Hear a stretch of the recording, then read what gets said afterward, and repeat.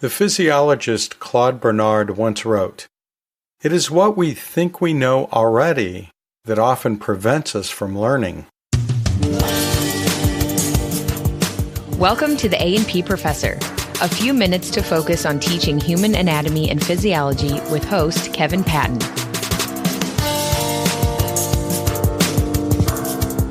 In this episode, I discuss the timing of vaccinations, neurons that seem to erase memories, vaping, and the HAPS Learning Outcomes.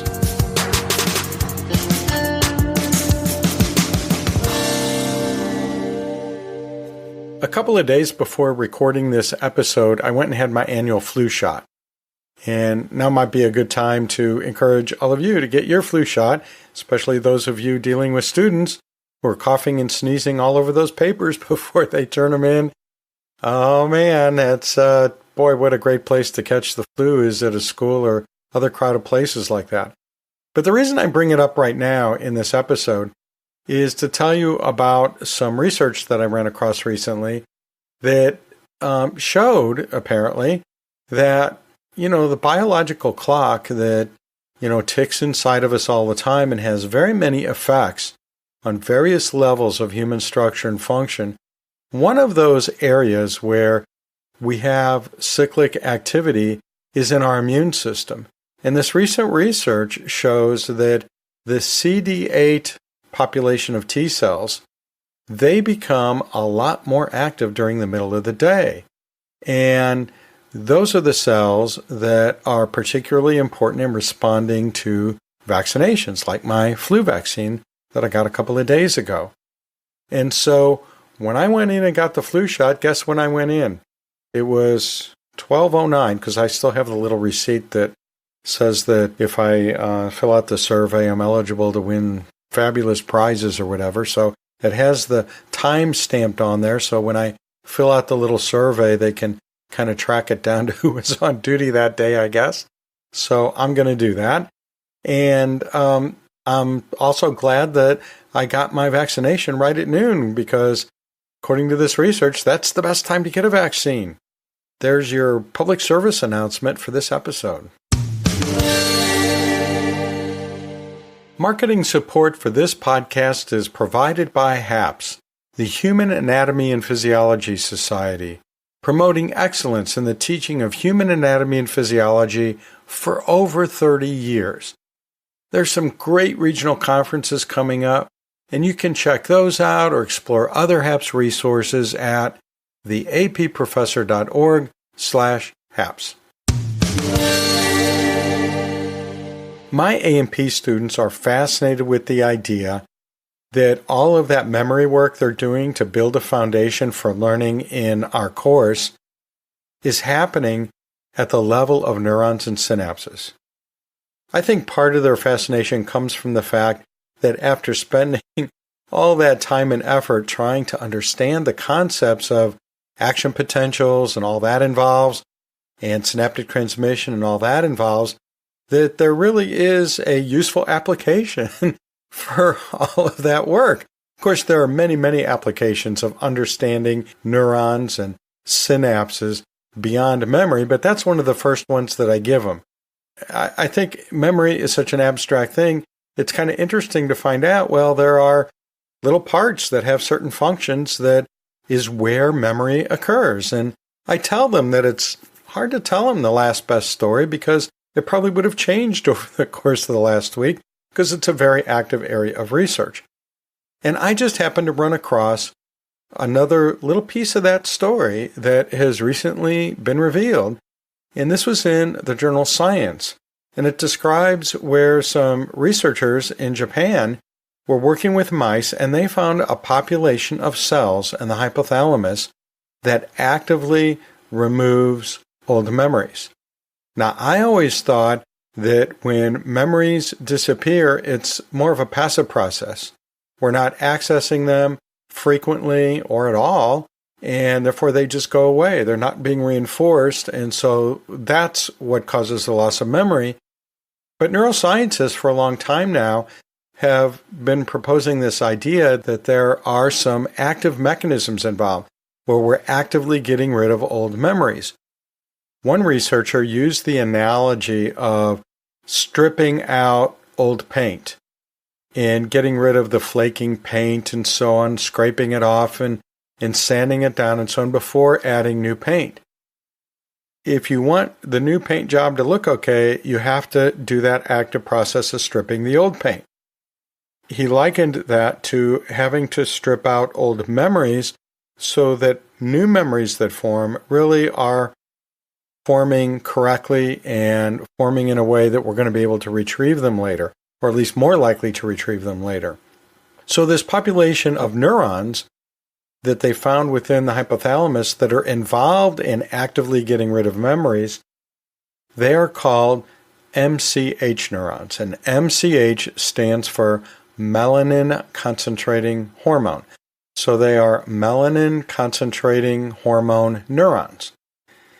And when they are active, or one of the things they do when they're active, is to get rid of older memories. And they did a series of experiments that you can read about in the article, in the accompanying summaries and so on, which I have linked in the show notes or the episode page at theapprofessor.org.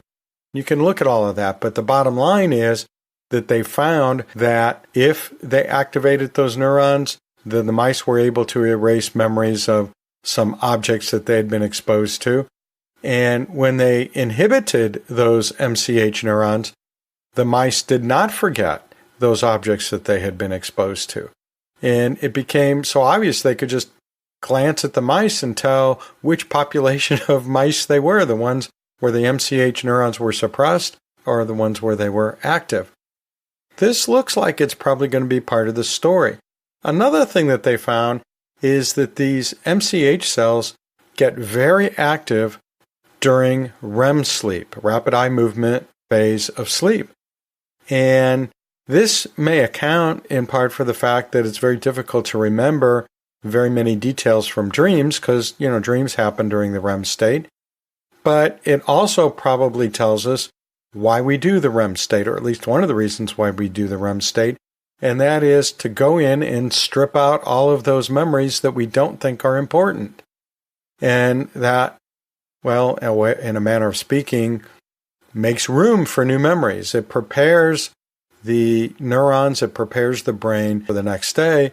And of course, that leads to the idea that sleep deprivation, or sleep that is disrupted or dysfunctional in the sense that you're not having REM dreaming states, at least in the cycle that you normally would, is destructive to our ability to form new memories in the following days. It makes it hard to concentrate. It makes it hard to process things. Maybe this part of the story that these MCH cells have to actively go in there on a regular basis and clean out the old memories is important. A searchable transcript and a captioned audiogram of this episode are funded by AAA, the American Association for Anatomy. If you're a HAPS member, you can get a substantial discount when you join AAA. You knew that, right? Yeah, you did. Just go to anatomy.org and check it out. There's always some amount of lag time between when I record any one segment in an episode and when you actually hear it. And what that means is for things that are rapidly unfolding in real time, you're going to be hearing it sometime after maybe some other developments in that story have occurred. But I can't just not talk about some important things because they might have changed a little bit by the time you hear them. And one of those stories is vaping. And I think vaping is important to discuss, and it's important for A&P teachers to keep up with because we're getting students asking us about that in class. And if they're not asking about it in class, they're asking about it outside of class. So it's worth our while to be up on what the latest or what the last best story is about vaping. And I think the bottom line of that is don't do it until we're got it figured out. And maybe even then don't do it. So there's that. But we just recently, at least at the time of this recording, crossed over the 1,000 mark where we have now over 1,000 cases of illnesses and deaths that have been linked to vaping. We're up to 18 deaths at the time of this recording. And, why is that? People have been vaping for a little while, and have we just not been recognizing these things happen? Or is there something happening recently in the supply chain that have triggered this? Or what is it? We don't have it figured out. But that's one of the reasons why I think it is important to discuss it in our class, to not only kind of bring people up to date and, do our due diligence in telling students that this is a potential health risk, possibly very severe health risk. So they want to use that information to make their own personal choices. But beyond that, it's a really good example of how our public health system works and trying to track down the nature of a disease and the source of a disease. One of the recent bits of information that came out was a histological study of the lungs of some of the people who either have had the severe illness or have died. And in looking at a combination of both groups of people affected by these vaping illnesses, they determined that, at least in their initial observations, that these histological specimens looked like they came from people who had experienced some sort of toxic fume incident, like an industrial accident where toxic fumes were released and caused burning, chemical burning of their airways, including the lungs themselves. Now, exactly what caused it and whether that's the only mechanism involved in these cases is still debatable. And there still seem to be going back and forth a little bit about the role of vitamin E, which is an oil that is used to mix with other oils, often with THC, which is the active ingredient, the psychoactive ingredient in marijuana. It's used to mix with that, to be kind of a filler or diluter of that. And so there was some early evidence that those lipids were building up inside the lungs and causing some of the problems. And the more recent research shows that that's probably not the mechanism that's involved. So we're still, teasing that out to see, is it, isn't it, what's going on here? And maybe possibly tracking it to a particular point source or patient zero or whatever. So this is a good example of how our public health system works. And I think it's one of those stories that we can continue to follow in class over a semester or 2 semesters, depending on how long you have your students, and maybe keep bringing in the latest news so that students can see how that branch of human biology, that branch of applied human biology, really works and might add some interest to your class, might add some motivation in learning the different kinds of things that go on in the human body, and it may even give a few of our students some alternate career ideas when they find out that, well, they always wanted to be a nurse and they got into the clinic and found out they never want to be a nurse. If they have some backups, some other options where they can use their A&P but in a different way, maybe in the public health sector, then that would be a useful thing to give our students as well. The free distribution of this podcast is sponsored by the Master of Science in Human Anatomy and Physiology Instruction, the HAPI degree. I'm on the faculty of this program, so I know the incredible value it is for A&P teachers. When's the last time you had a thorough review of all the core concepts of both anatomy and physiology, or comprehensive training in contemporary teaching practice? Check out this online graduate program at nycc.edu/HAPI, that's HAPI, or click the link in the show notes or episode page. I want to spend a few minutes talking about learning outcomes. You know what learning outcomes are, right? These are the things that we want our students walking away from our course to have, things that we want them to have mastered as they move into their next course and the course after that, and eventually into their careers. And if you're a member of HAPS, the Human Anatomy and Physiology Society, You may have noticed the recent communication that says that the new A&P Learning Outcomes are now available. And they're available on the website. You can get there by going to the approfessor.org/HAPS. And you go to the tab that says HAPS Comprehensive Exam, and you look in the sub-menu, and way at the bottom it'll say Learning Outcomes. So that's how you get to them, and I recommend you get to them. And I'll tell you why over the next couple of minutes. First of all, I want to explain sort of how they arose. The idea of HAPS Learning Outcomes came way in the early days of the organization, back in the early 1990s. So that's right around the time that HAPS gelled as an organization and officially became an organization. And we were all noticing the sort of the same behavior in each other, and that is we were coming to HAPS meetings and spending a lot of our time asking each other, do you cover this topic? Do you cover that topic? If you cover that topic, well, how do you cover it? How much detail do you get into? What do you do as a learning activity? And you know what? I'm coming up on my 31st consecutive HAPS annual conference this next spring. And I still do that. And everybody that I run into still does that. I'm asking that question. People are asking those questions of me.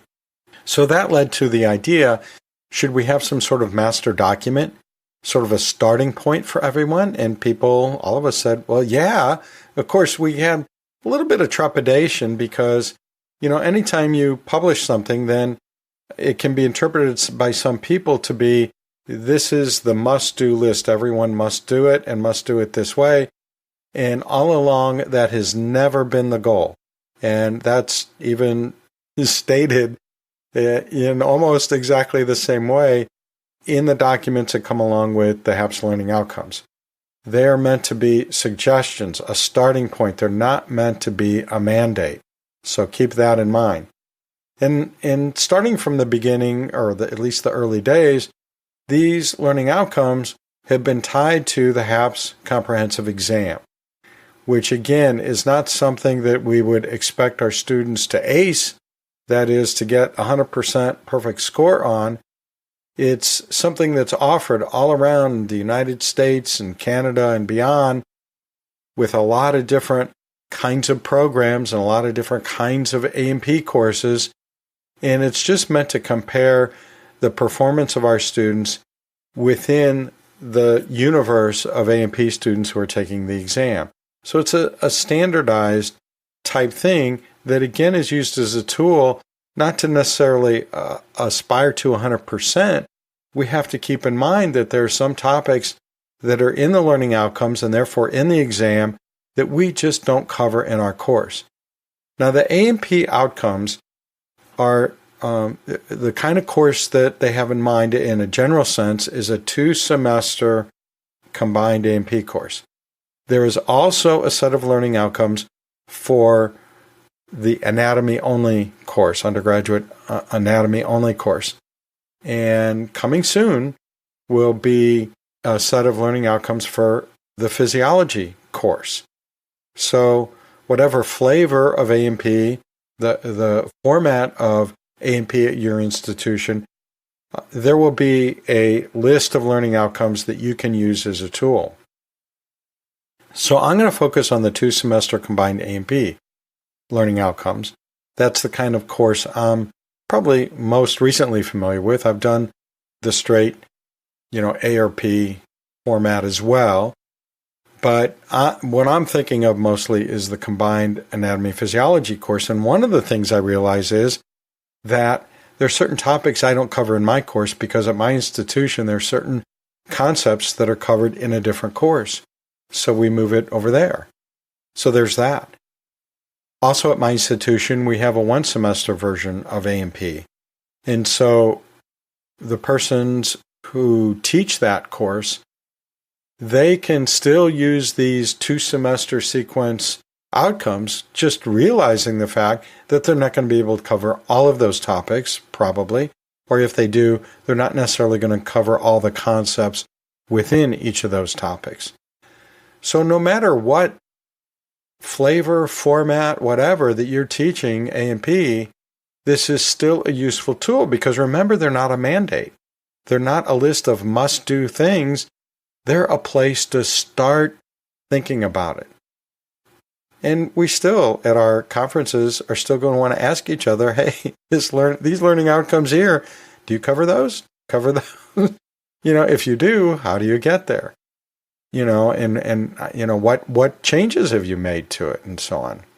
So in a minute, I'm going to get into a few of the changes that have been made, but I strongly recommend that you download these yourself. Now, you have to be a member to get them, so make sure you're current in your membership and log in and download those learning outcomes and take a look at them. And it's going to take a while to go over it. I was just talking to some other A&P colleagues recently, and they said, well, golly, we just started our course, and now these come out. I would have liked to have seen them before the course started. And I'm thinking to myself, oh my gosh, this is going to take me months to really sort of meditate on and sleep on and have a snack on and think about, and then, go through my course bit by bit by bit. So this is going to take me probably a good year, even though I'm probably not going to make many changes in my course.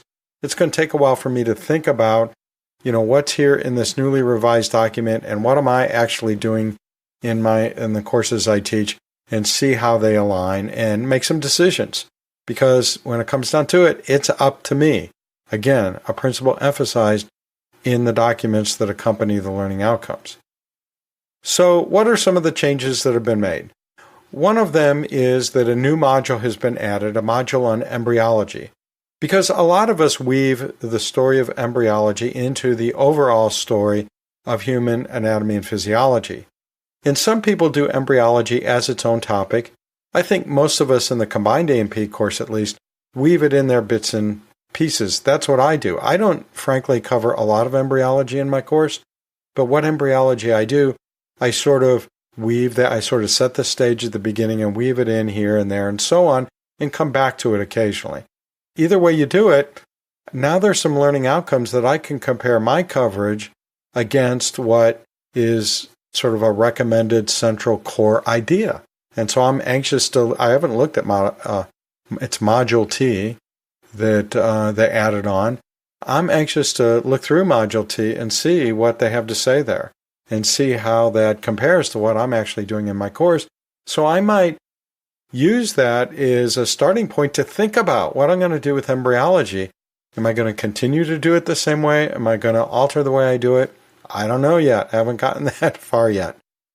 Another thing that is a little bit different, or at least a guiding principle that they used in this most recent revision, which was 10 years in coming, and that's the plan, is to look at them again every 10 years to see if they need to be revised.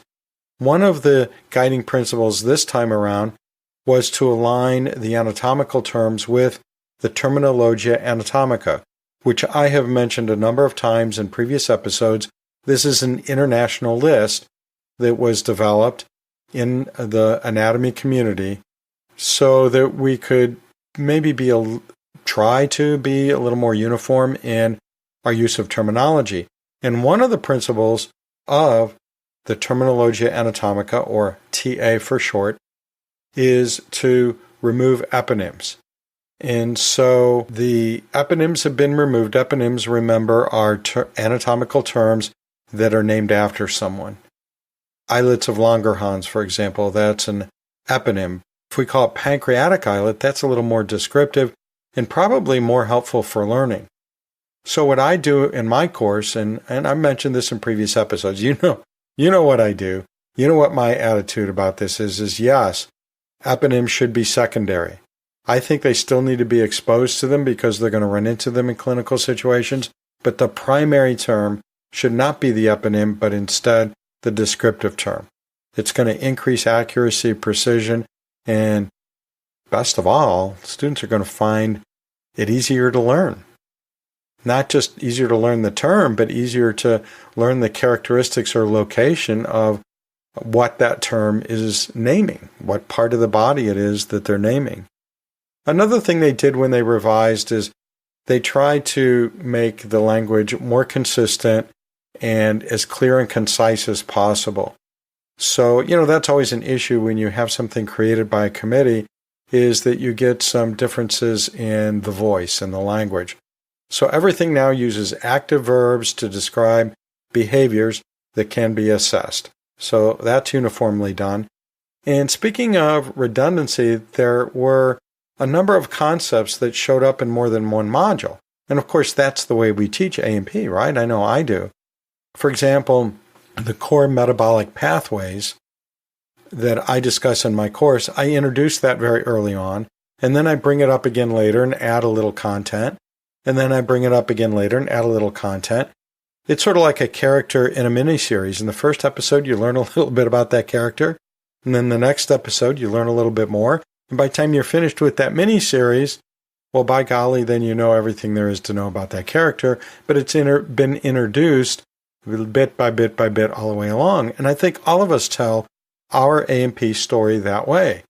And the HAPS outcomes do not repeat things that way. And it's not to discourage repeating it, it's to discourage redundancy within the document, because that can get, and has been, a little bit confusing for at least some users. So there are particular topics that have all been moved into just one module. And so what that means is when you're comparing it to your course, you have to keep that in mind so that you know if you're talking about metabolism early on and then again here and then again there. For example, I'll discuss it when we discuss muscles, because we're talking about how muscles use energy and where they get the energy from. So we want to look at some of the major catabolic pathways that are generating ATPs. Is that going to be in the muscle module of the learning outcomes? No. It's going to be in the metabolism module. But that's still appropriate to teach it within, at least some of it, or review it, or introduce it, or whatever it is you're doing, depending on how you tell the story within the muscle chapter or muscle module in your course.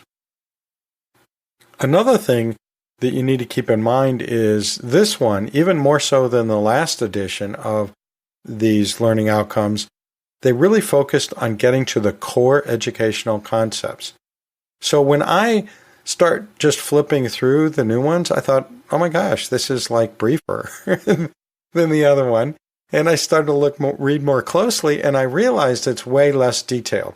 In other words, it's listing major kinds of things the students need to know, and it's not telling you how much detail there needs to be for this core concept or that core concept, and certainly not how to teach it. Those are all things that you need to decide yourself, not in a vacuum, because hopefully you're a member of HAPS, you're a listener of this podcast, you might be a member of other organizations that are going to be helpful, such as AAA, the American Association for Anatomy.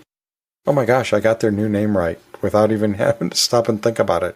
So it's now kind of ingrained in my brain somewhere. So I guess repeating it often enough really works, right? I've formed the synapses I need to form. But my point is that we're not going to do that in a vacuum. We're going to get help from our colleagues. There's lots of resources that we can use, but here's a starting point.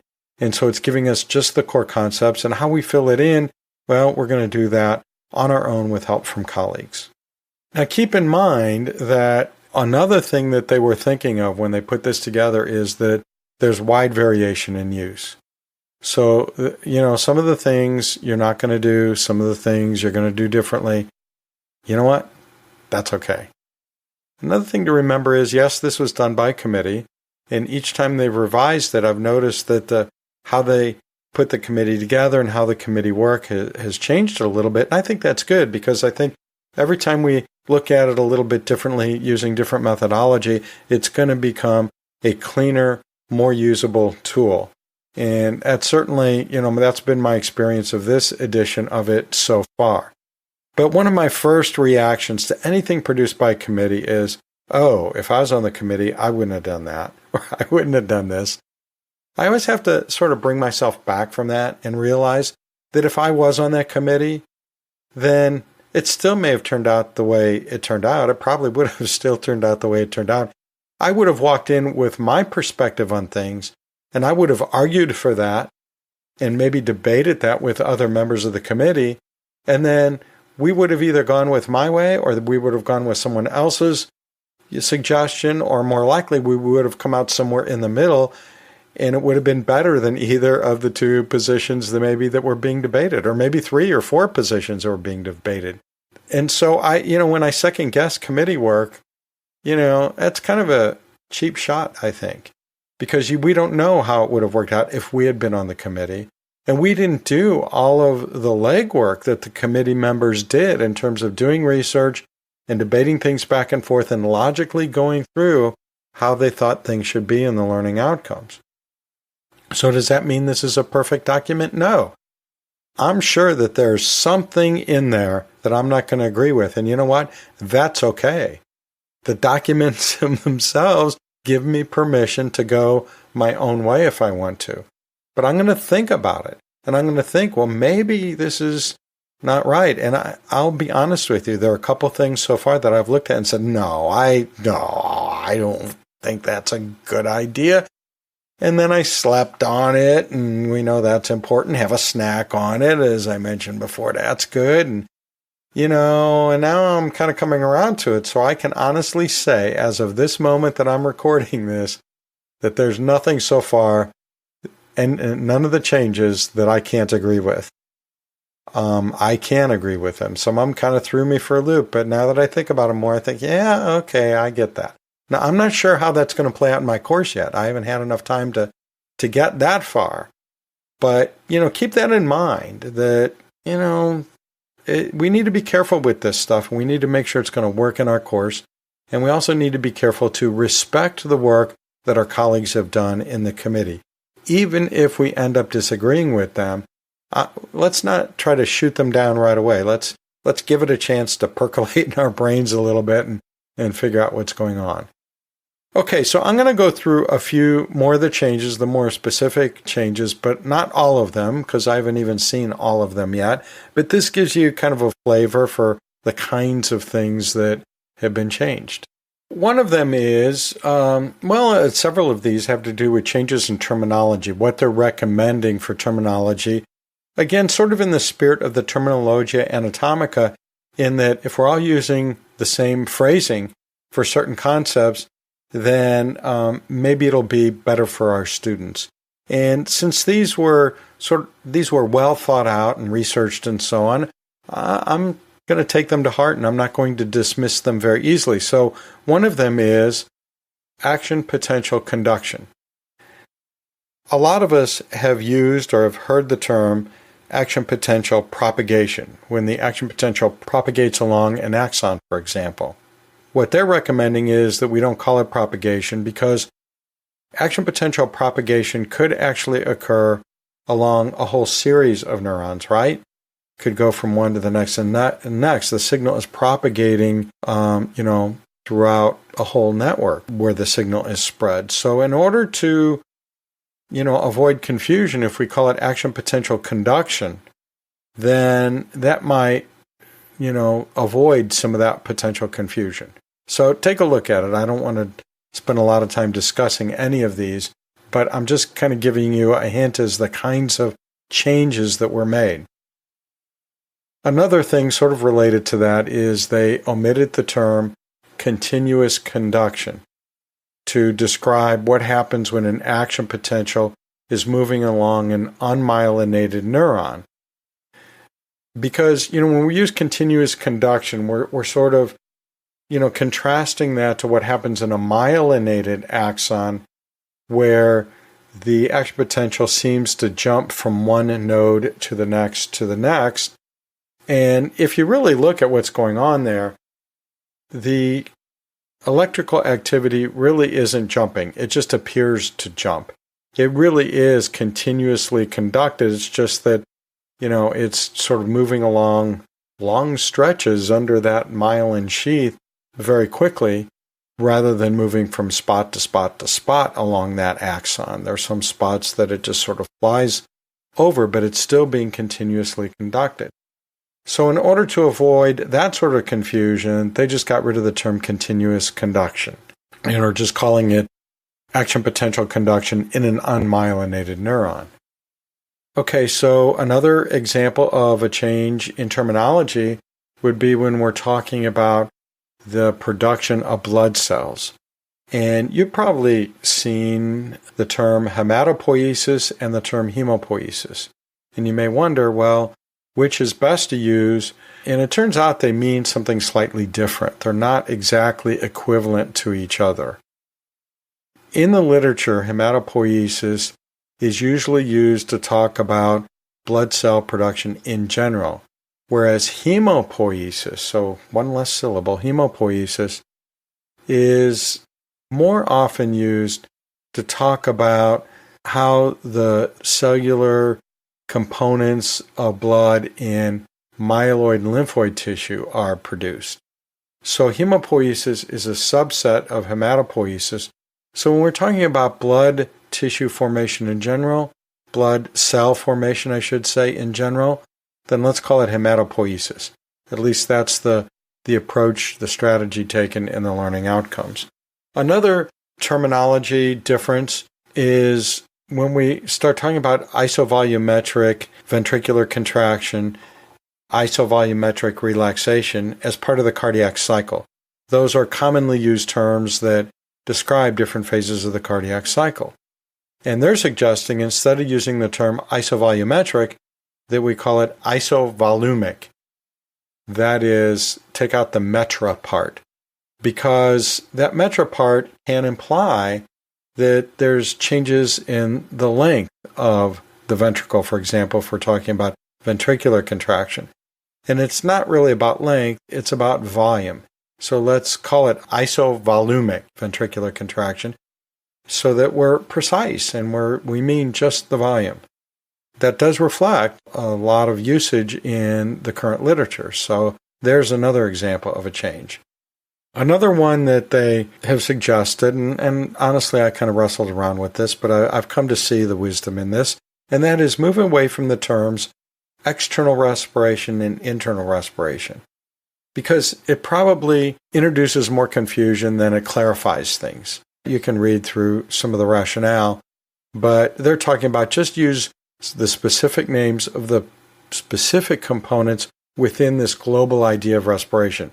So let's just talk about pulmonary gas exchange and tissue gas exchange.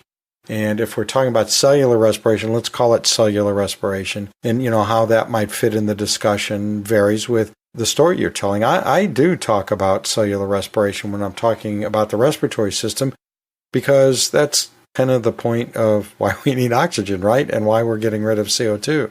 So it can be part of the story, but maybe the way we label the different parts of the story have caused some confusion that doesn't need to. So I'm going to certainly take a look at how I tell that part of the story. Another thing they did was Module O used to be called metabolism. Now they're calling it nutrients and metabolism. And they're going to focus on nutrients, not diet really, but the nutrients that are used in some of the metabolic pathways. That module, like several others, was completely reorganized and rewritten.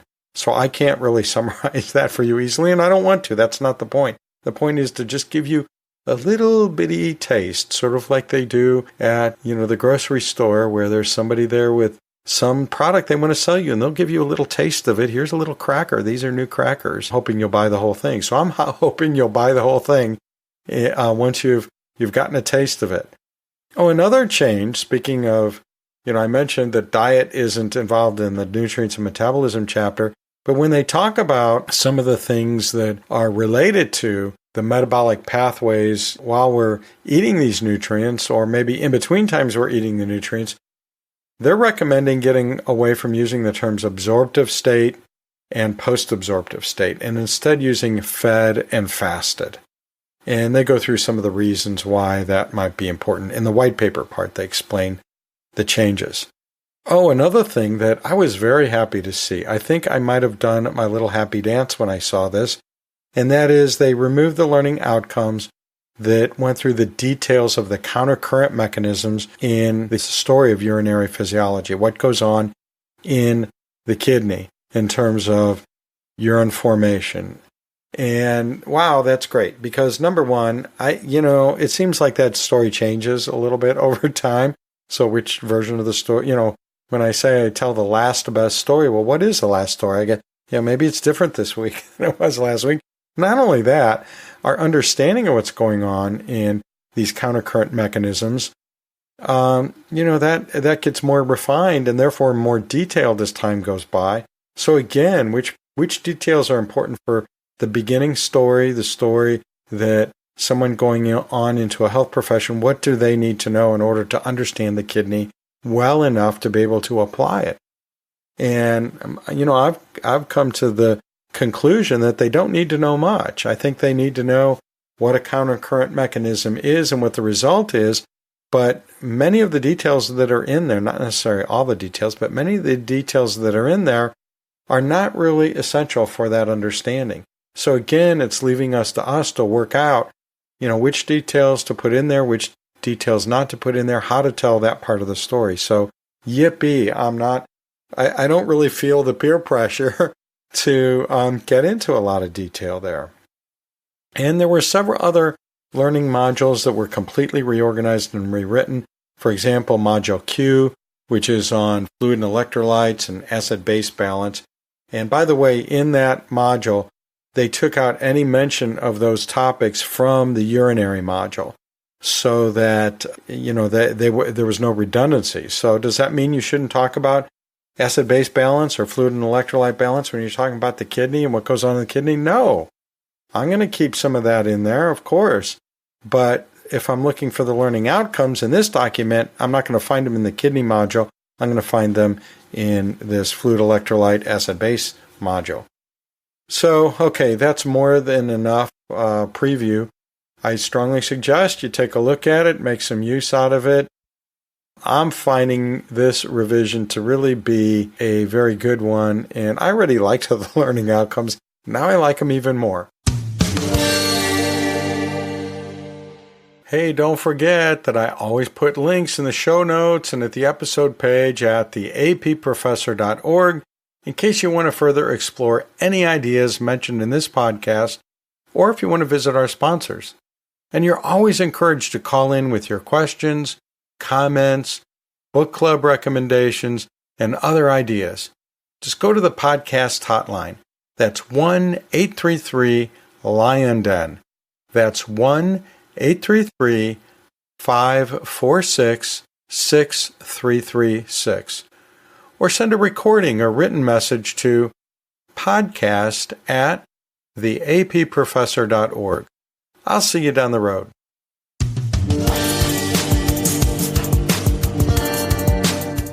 The A&P Professor is hosted by Kevin Patton, professor, blogger, and textbook author in human anatomy and physiology. The driver of this episode does not carry cash. Oh wait, here's a quarter. Where'd that come from?